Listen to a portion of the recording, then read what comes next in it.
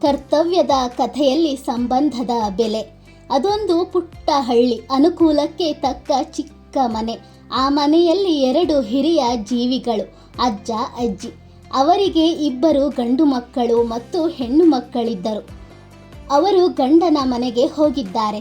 ಇತ್ತ ಅಣ್ಣ ಬ್ರಹ್ಮಚಾರಿಯಾಗಿಯೇ ಉಳಿದ, ಲಗ್ನವಾಗಲೇ ಇಲ್ಲ. ಆದರೆ ತಮ್ಮನ ಮದುವೆಯನ್ನು ಮಾಡಿದ. ಆದರೂ ಅಣ್ಣನೇ ಮನೆಯ ಸೂತ್ರಧಾರಿಯಾಗಿದ್ದ. ಆ ಮದುವೆಯಾದ ದಂಪತಿಗಳು ಕೇವಲ ಪಾತ್ರಧಾರಿಗಳು, ಆದರೂ ನಾಟಕದ ಪ್ರಮುಖ ಪಾತ್ರಗಳು. ಆ 2 ದಂಪತಿಗಳು ಸಂಬಂಧವನ್ನು ಗಟ್ಟಿಗೊಳಿಸಿದವರು. ಸಂಬಂಧವನ್ನು ಆಕಾಶದೆತ್ತರಕ್ಕೆ ಎತ್ತಿ ಹಿಡಿದವರು. ಸಂಬಂಧವೆಂದರೆ ಜೀವನ, ಜೀವನವೆಂದರೆ ಸಂಬಂಧ ಎಂದು ತಿಳಿದು ಸಂಬಂಧಕ್ಕೆ ಹೆಚ್ಚು ಬೆಲೆ ಕೊಟ್ಟು ಜೀವನ ನಡೆಸಿಕೊಂಡು ಬಂದವರು. ಜೊತೆಗೆ ಸಂಬಂಧವನ್ನು ಹೆಚ್ಚು ಪ್ರೀತಿಸುತ್ತಿದ್ದರು. ಆದರೆ ಕೆಲವರು ಸಂಬಂಧವೆಂದರೆ 3 ಅಕ್ಷರದ ಶಬ್ದವೆಂದು ತಿಳಿದಿದ್ದಾರೆ. ಅದಕ್ಕೆ ಅದರದೇ ಆದ ಇತಿಹಾಸವಿದೆ. ಸಂಬಂಧ ವಿಶ್ವವ್ಯಾಪಿಯಾಗಿದೆ. ಜಗತ್ತಿನಲ್ಲಿ ಬೆಲೆ ಕಟ್ಟಲಾಗದ ಒಂದು ವಸ್ತು ಇದೆ ಎಂದರೆ ಅದು ಸಂಬಂಧ. ಆದರೆ ಒಬ್ಬ ಪಂಡಿತ ತನ್ನ ಮಾಸ್ಟರ್ ಮೈಂಡ್ನಿಂದ, ದುಡ್ಡಿನಿಂದ ಸಂಬಂಧವನ್ನೇ ಕೊಂಡುಕೊಳ್ಳುವ ದುಸ್ಸಾಹಸ ಮಾಡಿ ಕೈ ಸುಟ್ಟುಕೊಂಡು ಕೊನೆಗೆ ಅದು ಫಲಿಸದೆ ಅಪಹಾಸ್ಯಕ್ಕೀಡಾದನಂತೆ. ಇಂತಹ ಉದಾಹರಣೆಗಳು ಬೇಕಾದಷ್ಟಿವೆ ಬಿಡಿ.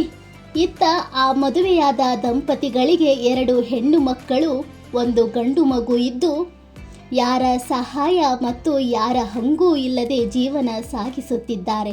ಜೊತೆಗೆ ಮುಖ್ಯವಾಗಿ ರಕ್ತ ಸಂಬಂಧಕ್ಕೆ ಮೊದಲನೇ ಸ್ಥಾನ ಕೊಟ್ಟಿದ್ದರು. ಜೊತೆಗೆ ಉಳಿದ ರಕ್ತ ಸಂಬಂಧಿಗಳನ್ನೂ ಸಹ ನಿಷ್ಕಲ್ಮಶ ಭಾವನೆಯಿಂದ ನೋಡಿಕೊಳ್ಳುತ್ತಿದ್ದರು. ಆದರೆ ಆ ಮುಗ್ಧ ದಂಪತಿಗಳಿಗೆ ಒಂದು ಮಾತ್ರ ಗೊತ್ತಾಗಲೇ ಇಲ್ಲ.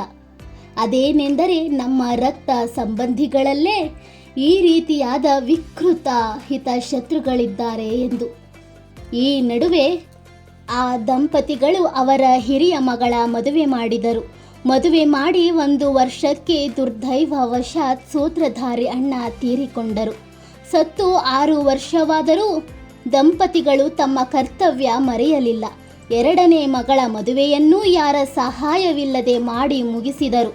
ಆದರೆ ಮದುವೆಯಾದ ಮೇಲೆ ಗೊತ್ತಾಯಿತು, ಸುತ್ತಮುತ್ತಲಿನ ನಮ್ಮ ರಕ್ತ ಸಂಬಂಧಿಗಳು ನಮ್ಮನ್ನು ಯಾವ ಸ್ಥಾನದಲ್ಲಿಟ್ಟಿದ್ದಾರೆ ಎಂದು.